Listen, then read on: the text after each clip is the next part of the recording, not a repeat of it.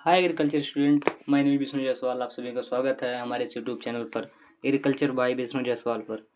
जैसा कि आप लोग जानते हैं कि हमने जो है फंडामेंटल ऑफ एग्रीकल्चर जो कि अरुण कत्यान की बुक को लेसन वाइज और सीरीज वाइज चला रखी है। ठीक है, आशा करते हैं आप लोगों को ये अच्छा लग रहा होगा। तो जो लोग पिछली वीडियो नहीं देखें भैया वो पिछली वीडियो देख लें।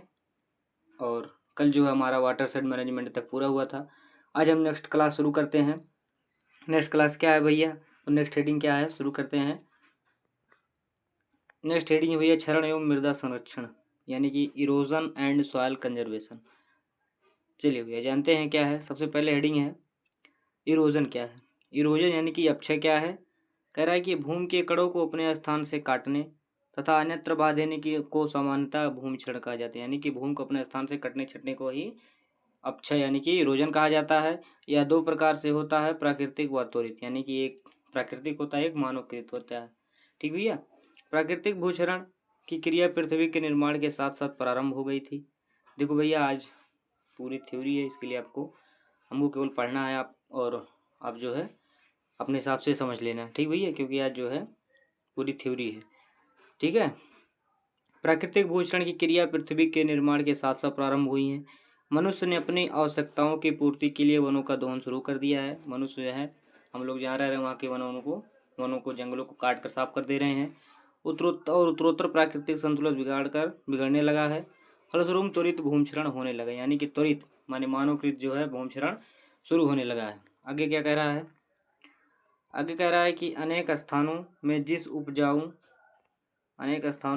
उपजाऊ एवं अछत मृदा का निर्माण करने में प्रकृति ने हजारों वर्ष लगाए हैं, प्राकृतिक संतुलन बिगड़ जाने से कुछ ही वर्षों में ऐसी भूमि नष्ट हो गई है। यानी कि जो उपजाऊ, ठीक है, जो मिट्टी है उसको प्रकृति ने लगभग ये मान चलो कि हजारों वर्षों में बनाए हैं, उसको जो है प्राकृतिक संतुलन बिगाड़ कर हम लोग कुछ ही वर्षों में नष्ट कर दे रहे हैं। भूमि क्षरण के दो प्रमुख कारण हैं। भूमि क्षरण के दो प्रमुख कारण कौन कौन से कारण हैं। पहला है जल एवं वायु। जल द्वारा जो है भूमि क्षरण होता है और वायु द्वारा भूमि क्षरण होता है। ठीक भैया, आगे बढ़ते हैं। आगे क्या कह रहा है, कह रहा है कि जल द्वारा क्षरण देश के प्राय सभी भागों में होता है, जबकि वायु द्वारा भूक्षरण मुख्यतः राजस्थान, गुजरात, हरियाणा में होता है। जल द्वारा क्षरण जो है देश के सभी भागों में होता है, लेकिन जो वायु द्वारा भूक्षरण होता है वो मुख्यतः जहाँ पर जो है रेगिस्तानी मिट्टी है, जैसे राजस्थान, गुजरात एवं हरियाणा क्षेत्र है, वहाँ पर जो है होती है, वहाँ पर वायु द्वारा भूक्षरण होता है। मध्य प्रदेश व उत्तर प्रदेश के निकटवर्ती के कुछ क्षेत्रों में भी वायु द्वारा क्षरण होता है। यानी कि मध्य प्रदेश व उत्तर प्रदेश में भी क्या है वायु के द्वारा भूक्षरण होता है। जल द्वारा भूक्षरण से उत्पन्न हानि का अनुमान लगाने के लिए एक विश्वव्यापी सॉयल लॉस इक्वेशन विकसित किया गया। यानी कि जब जल द्वारा भूक्षरण होता है तो उसका पता लगाने के लिए एक सॉयल लॉस इक्वेशन विकसित किया गया। ठीक भैया, जैसे देख लीजिए, ए बराबर RKLSCP। ठीक भैया, ये क्या है, ये फार्मूला है सॉयल लॉस को जो है अनुमान लगाने के लिए कितना सॉयल लॉस हुआ है, ये फार्मूला है। जहाँ कह रहा है कि ए भूमि की औसत वार्षिक अनुमानित हानि है, इसे टन प्रति एकड़ में निकाली जाती है। यानी कि ए जो है भूमि की औसत वार्षिक अनुमानित हानि होती है, इसे टन प्रति एकड़ में निकाली जाती है। आगे कह रहा है आर क्या है, आर वर्षा एवं वर्षा संबंधी कारक है, यानी कि rainfall and run of factor है। के कह रहा है, के क्या है, मृदा क्षरणात्मक कारक, यानी कि सॉइल इरोडेबिलिटी फैक्टर, किसी कारण मृदा जो क्षरण हो रही है। यल क्या कह रहा है, ढाल की लंबाई, स्लोप लेंथ फैक्टर की कितना ढाल है। आगे क्या कह रहा है, यस मृदा ढलान, जो सॉइल स्लोप ग्रेडियंट अथवा स्टीफेंस फैक्टर है, वो क्या दर्शा रहा है, यस दर्शा रहा है। सी क्या कह रहा है, सी है मृदा आवरण एवं प्रबंधन, यानी कि soil cover and management factor. P क्या है भैया, पी है क्षरण नियंत्रण संबंधी उपाय, यानी कि इरोजन कंट्रोल प्रैक्टिस। जो इरोजन हो रहा है उसके लिए जो प्रैक्टिस की जा रही है वो जो है पी है। यानी कि ए बराबर RKLSCP, इसके द्वारा ही ये फार्मूला है, इसके द्वारा ही हम लोग जो है जल क्षरण को मापते हैं। ऐसा अनुमान लगाया गया कि प्रत्येक वर्ष देश के भूक्षरण द्वारा लगभग 60 lakh tonne 60 lakh tonne nitrogen, 60 lakh तक फास्फोरस और 100 लाख टन पोटेशियम तथा 100 लाख टन कैल्शियम तत्वों की हानि होती है। ऐसा अनुमान लगाया जा रहा है कि भूक्षरण द्वारा, ठीक है, प्रत्येक वर्ष 60 lakh tonne nitrogen, 60 lakh tonne phosphorus, 100 lakh tonne potassium और 100 लाख टन कैल्शियम तत्वों की हानि हो रही है। इस हानि का मूल्य 10,000 करोड़ रुपए से अधिक हो रहा है। यानी कि प्रतिवर्ष जो है 10,000 करोड़ का पोषक तत्व हमारा जो है क्षरण हो जा रहा है, हानि हो जा रही है। वायु द्वारा क्षरण से उत्पन्न हानि का सूत्र निम्नलिखित है। ये कौन सा ए बराबर आर के एल एस सी बी, ये जल द्वारा क्षरण था, ये वायु द्वारा क्षरण है। देखते हैं क्या है आगे। आगे कह रहा है ई बराबर I R K F C W D B, E बराबर I R K F C W D B. E क्या है? वायु क्षरण से मृदा हानि। आई क्या है? मृदा ढेलापन यानी कि सॉइल कोलाइडेंस फैक्टर। आर क्या है? मृदा सतह आवरण यानी कि सरफेस कवर फैक्टर। के क्या है? सतह रुखड़ापन सरफेस राउंडनेस फैक्टर। एफ है मृदा गठनात्मक कारक यानी कि सॉइल टेक्सचर क्लास फैक्टर। सी है स्थानीय वायु यानी कि लोकल विंड फैक्टर। डब्ल्यू क्या है? खेत की चौड़ाई यानी कि फील्ड विथ फैक्टर। डी क्या है भैया? डी है आपका वायु की दिशा यानी कि विंड डायरेक्शन फैक्टर। बी क्या है? वायुरोधी कारक यानी कि विंड बैरियर फैक्टर। ये क्या था? ये जो है वायु द्वारा क्षरण का फार्मूला था। ठीक भैया, आगे देखते हैं क्या कह रहा है। आगे है मृदा संरक्षण के उपाय यानी कि सॉइल कंजर्वेशन मेजर। ठीक भैया, मृदा संरक्षण के उपाय चलिए देखते हैं क्या है। भूमि क्षरण एक ऐसी विनाशकारी क्रिया है जिसे अगर नहीं रोका गया तो प्रभावित क्षेत्र शीघ्र ही वीरान, बंजर और आबादी के अयोग्य हो जाएगा। देश की भौतिक, आर्थिक तथा सामाजिक समृद्धि एवं राजनीतिक स्वतंत्रता के लिए भूमि एवं जल संरक्षण कार्य प्राथमिकता के आधार पर किए जाने चाहिए। भूमि का उपयोग इस प्रकार से करना चाहिए कि भूमि एवं जल की हानि कम से कम, यानी कि भूमि और जल का जो है हमको कम से कम उपयोग करना चाहिए, क्योंकि ये प्राकृतिक संसाधन है, ये आने वाले समय में नष्ट हो जाएंगे धीरे धीरे यदि हम ज़्यादा उपयोग करेंगे। भूमि एवं जल दोनों को हानि से बचाने के लिए यह आवश्यक है कि ऐसा भूमि कार्य करना चाहिए जिससे भूमि में अधिक से अधिक जल संग्रहित हो और भूमि सतह पर कम से कम अपवाह के रूप में बहे। यानी कि हमको क्या करना चाहिए? हमको ऐसा कार्य करना चाहिए जिससे अधिक मात्रा में जल संग्रहित हो तथा जल का अधिक बहाव ना हो। ठीक भैया, क्योंकि कह रहा है कि क्योंकि अफवाह ही सर्वाधिक हानिकारक, यानी कि अफवाह ही सर्वाधिक हानिकारक होता है। भूमि में अधिक जल संग्रहित रहने से नदियों में पानी वर्षा के बाद बहुत समय तक बहता है। सिंचाई एवं पीने के लिए पर्याप्त पानी उपलब्ध होता है। बाढ़ की संभावना भी कम होती है, यानी कि जब भूमि में जल संग्रहित रहेगा तो बाढ़ कम आएगी। ठीक है, सिंचाई और पानी के लिए पानी भी पर्याप्त मात्रा में उपलब्ध होगा। भूमि के समुचित उपयोग से भूमि संरक्षण हो सकता है, यानी कि हम जो है समुचित उपयोग से उसको संरक्षित कर सकते हैं। मानव एवं पशुओं की बढ़ती हुई जनसंख्या के कारण भूमि पर दबाव लगातार बढ़ रहा है, जिससे भूमि का अधिकाधिक उपयोग होने लगा है। परिणाम स्वरूप समुचित एवं सीमित भूमि उपयोग तक सीमित रहना कठिन है। अतः भूमि एवं जल संरक्षण की ओर विशेष ध्यान देना आवश्यक हो गया है।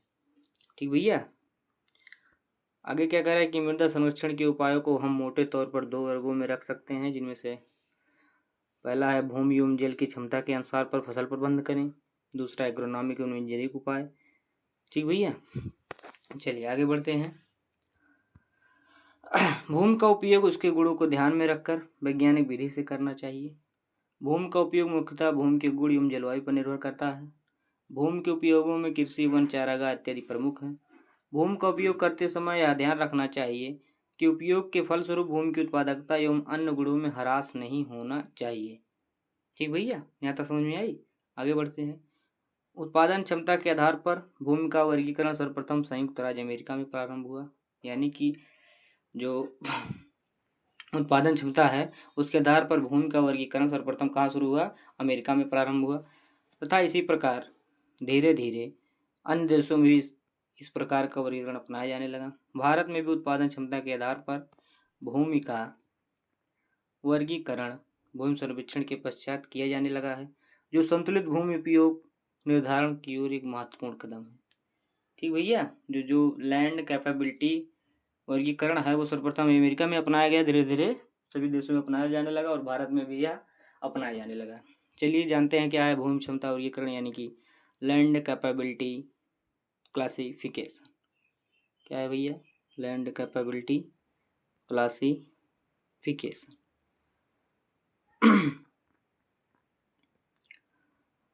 कह रहा है कि भूमि उपयोग या भूमि दक्षता वर्गीकरण भूमि का निर्वचनात्मक या व्याख्यात्मक वर्गीकरण जो निम्न आधार पर किया जाता है। इसमें से पहला है भूमि के अंतर्निहित गुण यानी कि भूमि में जो गुण हैं तथा भूमि की गहराई, मृदा वयन, संरचना, पथरीलापन, पारगम्यता, मूल द्रव के प्रकार, मृदा का पीएच मान में विभिन्न तत्वों की उपस्थिति, जैविक द्रव्य इत्यादि, ये सब जो है अंतर्निहित इसके गुण हैं। मृदा के बाह्य गुण तथा तल रूप जैसे जल निकास, ढलान, भूमि अपक्षरण इत्यादि। भूमि में उपयोग को प्रभावित करने वाले वातावरण संबंधी तत्व। आगे ये कह रहा है कि भूमि की उत्पादन क्षमता एवं इससे संबंधित सीमाओं को आधार मानकर भूमि को दो बड़े समूहों में व्यक्त किया गया है। कह रहा है कि भूमि को उनकी क्षमता के आधार पर तथा सीमाओं के आधार पर भूमि को जो है दो बड़े समूहों में विभक्त किया गया है। चलिए देखते हैं क्या है भैया। पहला कह रहा है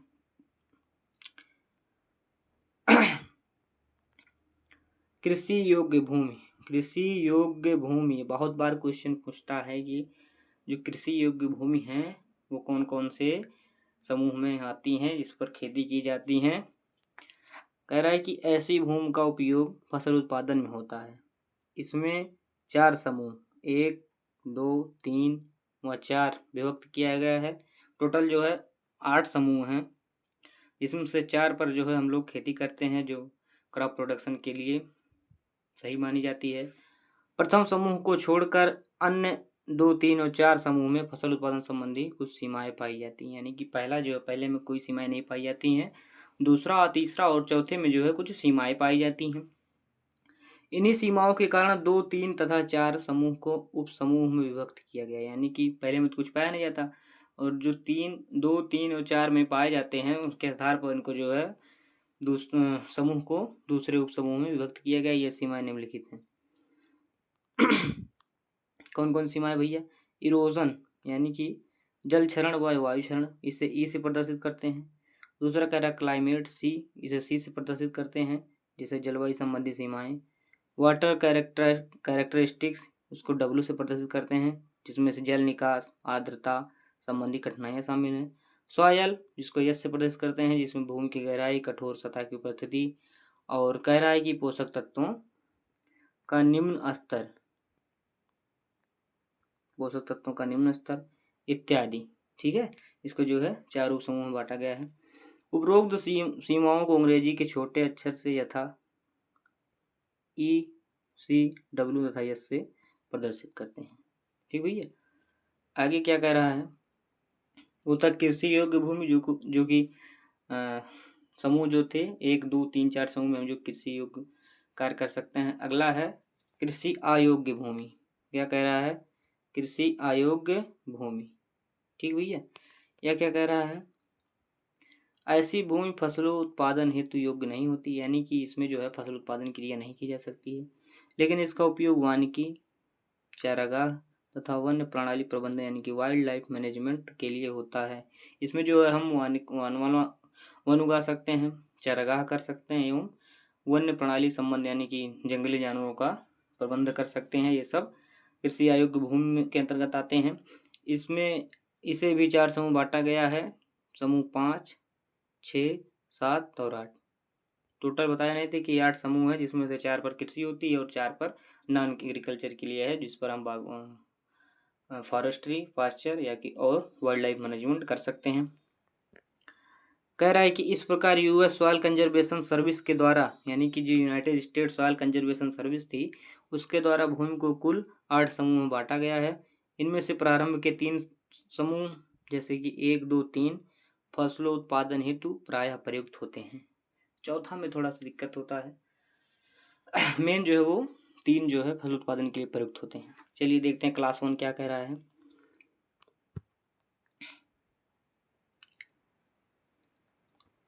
क्लास 1 क्या कह रहा है भैया?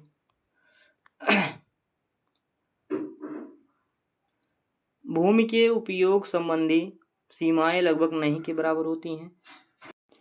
कह रहा है इसलिए ऐसी भूमि का उपयोग सघन खेती में होता है। यानी कि जो क्लास 1 है इसकी जो है संबंधी सीमाएं लगभग नहीं के बराबर, जो सीमा नहीं होती, इसलिए इसका उपयोग हम लोग जो है सघन खेती में करते हैं। सिंचाई की उत्तम व्यवस्था, जल निकास का अच्छा होना, समतल भूमि तथा भूमि में जल धारण क्षमता का अच्छा होना ही ऐसी भूमि के गुण हैं। ऐसी भूमि में साधारण कृषि पद्धति से सुरक्षित खेती की जाती है। आगे का कह रहा है आगे कह रहा है कि उत्पादकता को बनाए रखने के लिए सिर्फ फसल प्रबंधन की आवश्यकता होती है, जैसे खाद एवं उर्वरकों का संतुलित प्रयोग करें, फसल चक्र इत्यादि को अपनाएं, जिससे जो है इसकी जो है उत्पादकता बनी रहती है।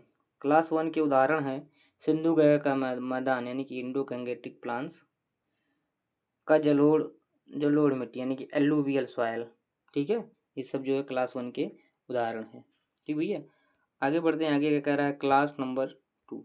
क्लास नंबर 2 क्या कह रहा है? ऐसी भूमि की कुछ सीमाएं होती हैं जो फसलों के चुनाव में कमी करती हैं। भूमि अच्छी होती है जिसमें कृषि कार्य विशिष्ट पद्धति से आसानी से हो सकती हैं। इस समूह की भूमियां मंद ढलान, मध्यम गहराई व अच्छी उपज देने वाली होती हैं। इन भूमियों में मध्य मात्रा में भूक्षरण होता है एवं कभी कभी पानी जमा हो जाता है, जिसे आसानी से ठीक किया जा सकता है। ऐसी भूमि का प्रबंधन कार्य पट्टीदार खेती, समोच्च खेती, लेग्यूम खेती, युक्त फसल चक्र इत्यादि अपनाना चाहिए। उदाहरण के लिए डीप रेड सॉयल क्लास 2 के अंतर्गत आती हैं और ब्लैक सॉयल क्लास 2 के अंतर्गत आती हैं। ठीक भैया, आगे बढ़ते हैं। क्लास नंबर 3 क्या है? क्लास नंबर 3 उपरोक्त 2 के प्रकार की भूमि की अपेक्षाकृत इस भूमि में फसल उत्पादन में अधिक कठिनाइयाँ होती हैं। उपरोक्त 2 में आसानी से हो जाती है, लेकिन इसमें जो थोड़ा सा कठिनाइयाँ होती हैं। अधिक सीमाओं के कारण ऐसी भूमि में कृषि कार्य में विशिष्ट संरक्षण उपाय की आवश्यकता होती है। यहाँ पर मैनेजमेंट का विशेष ध्यान रखा जाता है। ऐसी भूमियों का ढलान मध्यम व प्रपाती गहराई कम, भूमि क्षरण अधिक एवं जल निकास की खराब स्थिति, निम्न जल धारण क्षमता, निम्न उर्वरता, क्षारीयता और लवणीयता का अधिक प्रभाव, यह मृदा संरचना अच्छी नहीं होती है। क्लास नंबर 3 में संरक्षण उपायों में क्लास 2 के तहत वर्णित उपायों का विशेष ध्यान इसमें दिया जाता है। इसके साथ साथ बांध एवं उत्तल निर्माण, समुचित जल निकास की व्यवस्था इत्यादि आवश्यक करना चाहिए, इसमें आवश्यक है।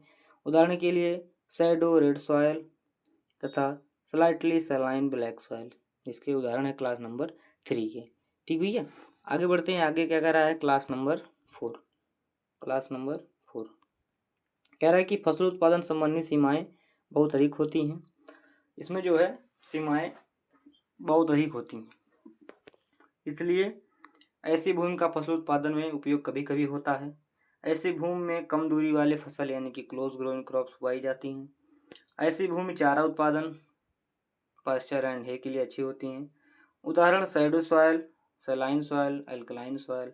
ऐसी भूमि की स्थिति बहुत खराब होती है तथा जलवायु प्रतिकूल होती है, अतः बड़े सुधार कार्य आवश्यक होते हैं। क्लास नंबर 4 के ये गुण हैं। ठीक भैया, आगे बात करते हैं। तो कृषि वाले थे जिसमें से 3 मुख्य थे, 3 पर जो फसल खेती की जाती है। चौथे वाले में आपको बहुत दिक्कत होती है क्रॉप प्रोडक्शन करने में। 5वां देखते हैं। 5वां क्या कह रहा है? 5वां कह रहा है कि ये भूमि कृषि कार्य के लिए योग्य नहीं होती है। भूमि में एक या एक से अधिक विपरीत कारकों की उपस्थिति से कृषि कार्य संभव नहीं होता है।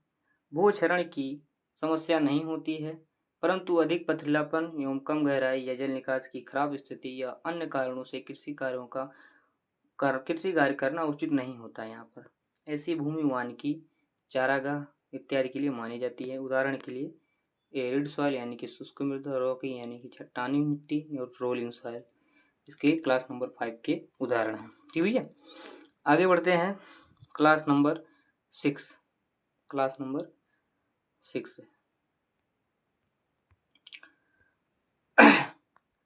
कह रहा है कि इस भूमि में अपेक्षाकृत अधिक सीमाएं होती हैं, इसलिए यह भूमि वानिकी एवं चारा के लिए उपयुक्त होती है।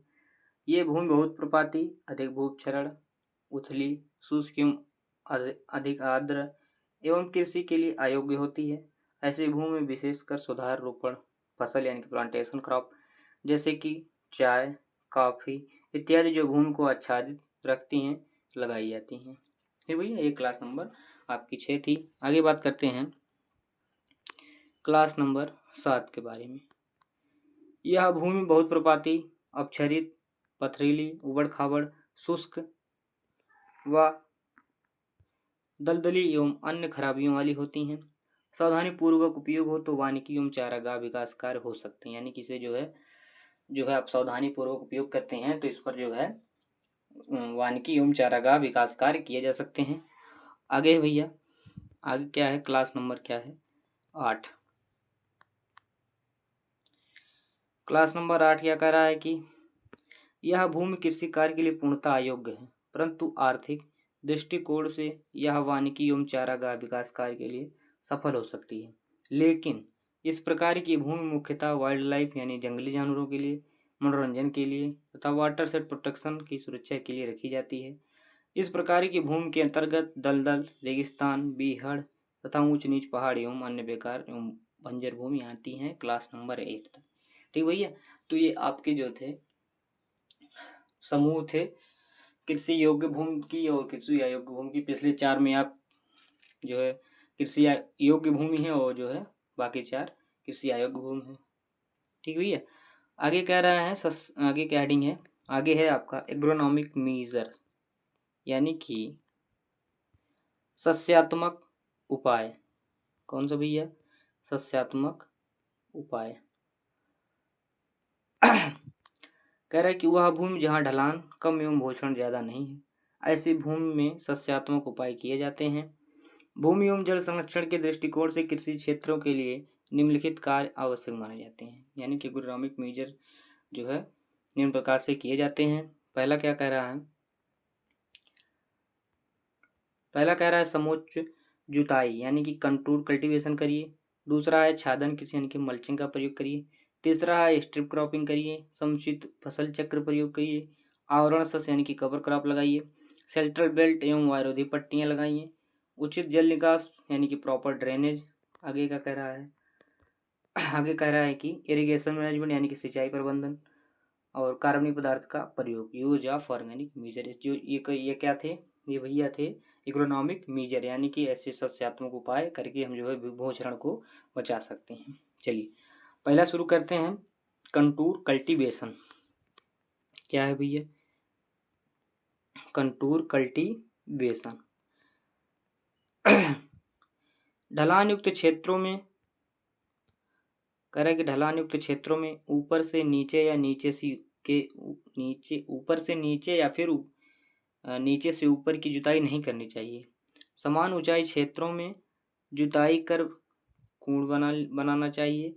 इससे छोटी छोटी मेड़ यानी कि रिज एंड फरो निर्मित होती हैं जो पानी के बहाव में अवरोध उत्पन्न करते हैं और पानी को रोकती हैं। प्रयोगों द्वारा सिद्ध हुआ है कि 8% ढलान तक समुचित यानी कि समोच्च जुताई पद्धति अपनाई जाए तो 50% तक भूमि एवं जल संरक्षण प्राप्त किया जा सकता है।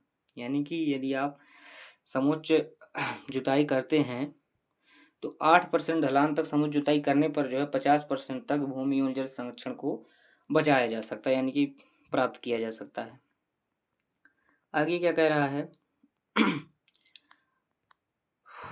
आगे कह रहा है भैया कि समोच्च जुताई अधिक ढलान होने पर उपयोग नहीं होती। यानी कि ढलान जो है केवल 8% तक होना चाहिए, इससे ज़्यादा नहीं होना चाहिए।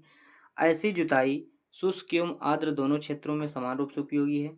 शुष्क क्षेत्रों में कूड़ में पानी संरक्षित रहता है।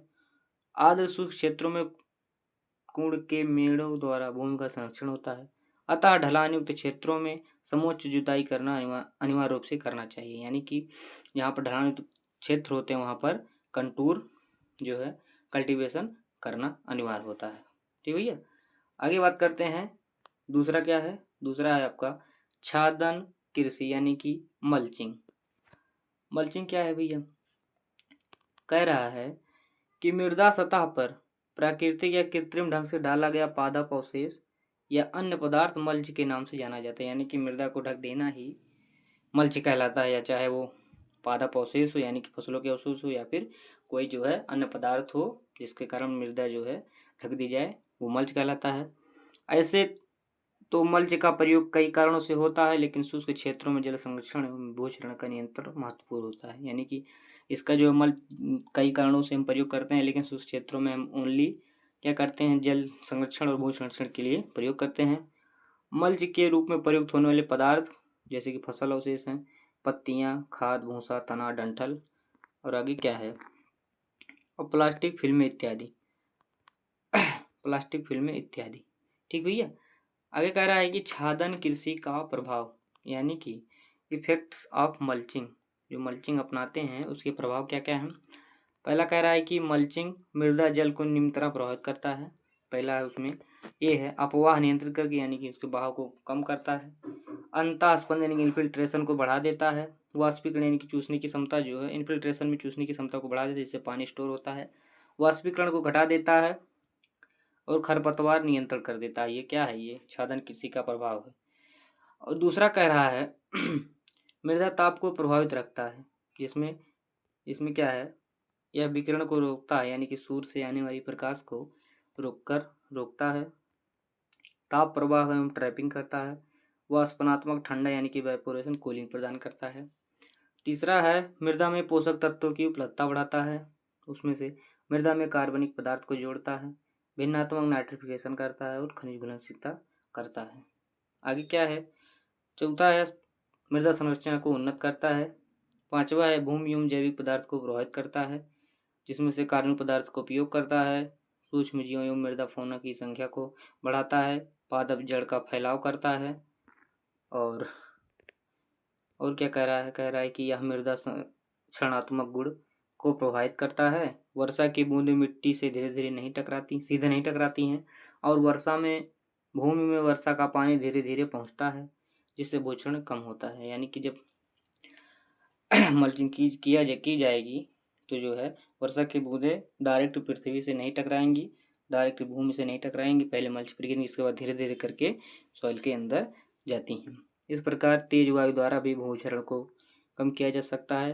भूमि सतह पर पानी धीरे धीरे पहुंचने से भी भूमि की जल सोखने की क्षमता में वृद्धि होती है, जिससे जो है भारी मात्रा में जल भूमि सोखता है और भूमि में नमी अधिक समय तक बनी रहती है। जब धीरे धीरे सोखेगा तो भूमि में नमी जो है अधिक मात्रा में बनी रहेगी। अगला क्या कह रहा है, आगे कह रहा है भैया मृदा प्रभावित करता है। आगे है कि निछालन प्रभावित करता है वाष्पन नियंत्रण के द्वारा, वाष्पन को कम करता है। वाष्पन कम होने से लवण पुनः निछारित क्षेत्र में वापस हो जाते हैं। यानी कि मल्च क्या करता है, निछालन करता है, यानी कि लीचिंग को रोकता है, वाष्पन को रोकता है और वाष्पन को भी कम करता है। ठीक भैया, ये मल्च के प्रयोग से होने वाले प्रभाव थे। आगे जानते हैं कि मल्च टाइप ऑफ मल्च, यानी कि क्या है, मल्च कितने प्रकार के होते हैं। ठीक भैया, जिसमें से पहला कह रहा है पहला है मृदा छाद, यानी कि सॉयल मल्च या डस्ट मल्च। मृदा छाद या सॉयल मल्च या फिर डस्ट मल्च। चलिए जानते क्या है। जब मृदा की ऊपरी सतह की हल्की कोड़ाई की जाती है तो यह मल्च के रूप में काम करती है। यानी कि मिट्टी को जो है हल्की मात्रा में दबाया जाता है, जिससे मिट्टी जो है आपकी मिट्टी जो है कठोर हो जाती है। तो क्या है, ये जो है मल्च के रूप में काम करती है। इससे कोशिका नली के द्वारा हो रहा वाष्पीकरण कम हो जाता है, क्योंकि जल की निरंतरता टूट जाती है। इसे ही सॉयल मल्च डस्ट मल्च कहते हैं। खेतों में फसलों की वृद्धि के क्रम में किया जाने वाला इंटरकल्टिवेशन से सॉयल मल्च बनता है। ठीक है, आगे कह रहा है कि हालांकि अल्फी सोल में इसकी उपयोगिता संदिग्ध है, लेकिन वर्टी सोल में बने दरारों को बंद करने में यह सहायक होती है। क्या जो वर्टी सोल होती है, यानी कि जो काली मिट्टी होती है, जो दरार होती है उसमें, उसको बंद करने के लिए सॉयल मल्च प्रभावी होता है। ठीक भैया, आगे बात करते हैं डंठल मल्च। ये क्या है भैया, कह रहा है कि फसल काटने के समय फसलों के तने, डंठल व अन्य भाग खेत में ही छोड़ दिए जाते हैं, संयुक्त राज्य अमेरिका तथा अन्य देशों में फसलों के अवशेषों को खेत में ही छोड़ दिया जाता है। पंजाब तथा हरियाणा के कुछ क्षेत्रों में जहाँ कंबाइन से गेहूं कटाई की जाती है, वहाँ गेहूं के तने का कुछ भाग खेत में ही रह जाता है। देश के कुछ भागों में खेतों को अनेक प्रकार के वनस्पतिक पदार्थ इकट्ठा कर जला दिए जाते हैं, लेकिन यह प्रथा क्या है, अच्छी नहीं है। इससे भूमि सतह साफ हो जाती है, जिससे भूमि क्षरण को बढ़ावा मिलता है। जैविक पदार्थ भी जलकर नष्ट हो जाते हैं। यदि आप खेत में जो है डंठल को जला देते हैं तो जैविक पदार्थ नष्ट हो जाते हैं एवं भूमि की उर्वरता शक्ति में कमी आती है। केवल पोटेशियम की ही कुछ मात्रा उपलब्ध हो पाती है, यानी कि जो डंठल होता है उससे जो पोषक तत्व जो प्रदान होते हैं, यदि आप जला देते हैं तो क्या होता है, वो जलकर नष्ट हो जाते हैं। केवल पोटेशियम की कुछ मात्रा ही उपलब्ध रहती है। ठीक भैया, आगे देखते हैं क्या है। आगे आपका स्ट्रा मल्च क्या है भैया, स्ट्रा मल्च। जब मल्च के रूप में घास पात भूसा का उपयोग किया जाता है तब उसे स्ट्रा मल्च कहते हैं, यानी कि जब भूमि पर हम लोग घास पात अथवा भूसा का उपयोग करते हैं तो क्या स्ट्रा मल्च कहलाता है। आगे भैया, आगे है आपका प्लास्टिक मल्च। प्लास्टिक मल्च ये क्या होता है। प्लास्टिक पदार्थ जैसे कि पॉलीथीन, मोनोफिनाइल क्लोराइड जैसे पदार्थ का उपयोग भी मल्च के रूप में होता है। ये क्या है, ये प्लास्टिक मल्च है। आगे है भैया वर्टिकल मल्च। क्या है, वर्टिकल मल्च। भूमिगत कठोर सतह को तोड़ने के लिए सबसॉइलिंग एक प्रभावकारी विधि है, यानी कि जो कठोर मृदा होती है उसको सबसॉइलिंग के द्वारा हम तोड़ देते हैं। इससे जल मिट्टी के निचली सतह में चली जाती है और मृदा की वायु संचार तथा जल प्रवेशन दोनों बढ़ जाती है। सबसॉइलिंग के ऐसे अच्छे प्रभाव को चिरस्थायी बनाने के लिए वर्टिकल मल्चिंग की प्रणाली विकसित की गई। इस उदग्र छादन कृषि मल्चिंग के तहत सबसॉइलिंग के कारण बने गड्ढे एवं छेद को कार्बनिक पदार्थ से भर दिया जाता है और इसे लंबे समय तक खुला कार्यरत छोड़ दिया जाता है। ब्लैक सॉइल में अंतःस्पंदन यानी कि इन्फिल्ट्रेशन को बढ़ाने तथा वर्षा जल को एकत्रित करने के लिए वर्टिकल मल्च बनाया जाता है। ठीक भैया, जो ब्लैक सॉइल होती है यानी कि काली मिट्टी जो है होती है, उसमें जो है इन्फिल्ट्रेशन को बढ़ाने के लिए और वर्षा जल को एकत्रित करने के लिए वर्टिकल मल्च बनाया जाता है। ठीक भैया, आगे बढ़ते हैं। कह रहा है कि इसमें कुछ अंतराल पर ढलान के समकोण संकीर्ण खाई खोदकर उसमें फसलावशेष या घास पात को भर दिया जाता है। ठीक भैया, वर्टिकल मल्चिंग का प्रयोग कॉफी गार्डन में बहुत होता है। यह वृक्ष के चारों ओर कॉफी की पंक्तियों के बीच में प्रत्येक वर्ष एक खाई खोदकर उसमें वृक्ष का कटा छटा यानी कि प्रून्ड प्लांट मटेरियल अवशेष भर दिया जाता है। देखिए किसके उदाहरण थे ये भैया, जो है आपके वर्टिकल मल्च के उदाहरण थे। इसमें जो है गड्ढा खोदा जाता है, उसमें जो है प्रूनिंग के बाद कॉफी गार्डन में जो प्रूनिंग होती है यानी कि पत्तियों की कटाई छटाई होती है, उसको जो है गड्ढे खुद को उसमें दबा दिया जाता है और उसको खुला छोड़ दिया जाता है। जैसे क्या होता है मिट्टी में इन्फिल्ट्रेशन और वर्षा जल संचय की शक्ति जो है बढ़ जाती है। आगे बढ़ते हैं भैया, आगे कौन सी हेडिंग है। आगे है पट्टी सस्यन। पट्टी सस्यन ये क्या कह रहा है। पट्टी सस्यन में दो या दो से अधिक फसलें भूमि ढलान या वायु दिशा के समकोण में एक साथ उगाई जाती है तथा दो पट्टियों के बीच इतना अंतराल रखा जाता है कि स्वतंत्र कृषि कार्य भी संभव हो तथा फसलें आपस में अंतरक्रिया भी प्रदर्शित करें। आगे क्या है, आगे कह रहा है कि यह निश्चित रूप से फसल चक्र का ही दूसरा रूप है। कौन, यह निश्चित रूप से फसल चक्र का दूसरा रूप है जिसको हम स्ट्रिप क्रॉपिंग कहते हैं। पट्टी में उगाई जाने वाली फसलें पानी या वायु के बहाव में अवरोध उत्पन्न करती हैं। सघन उगने वाली फसलें और अधिक सक्षम अवरोध उत्पन्न करती हैं। पट्टी में खेती करने से उस क्षेत्र के भूमि क्षरण में कमी होने के अतिरिक्त ऊपरी जलग्रहण क्षेत्र से बहाई गई मिट्टी भी संरक्षित कर ली जाती है। यानी कि जब आप पट्टी में जो है मेड़बंदी करके जो है फसलों को बोते हैं तो क्या करता है, ये जल को स्थिर रखता था, जो ऊपर से मिट्टी बहकर आती है उसको भी रोक लेता है। सभी फसलों के द्वारा भूमि संरक्षण नहीं होता है। कुछ फसलें भूमि संरक्षण में सक्षम तथा कुछ फसलें जो है सॉइल कंजर्वेशन में असक्षम होती हैं।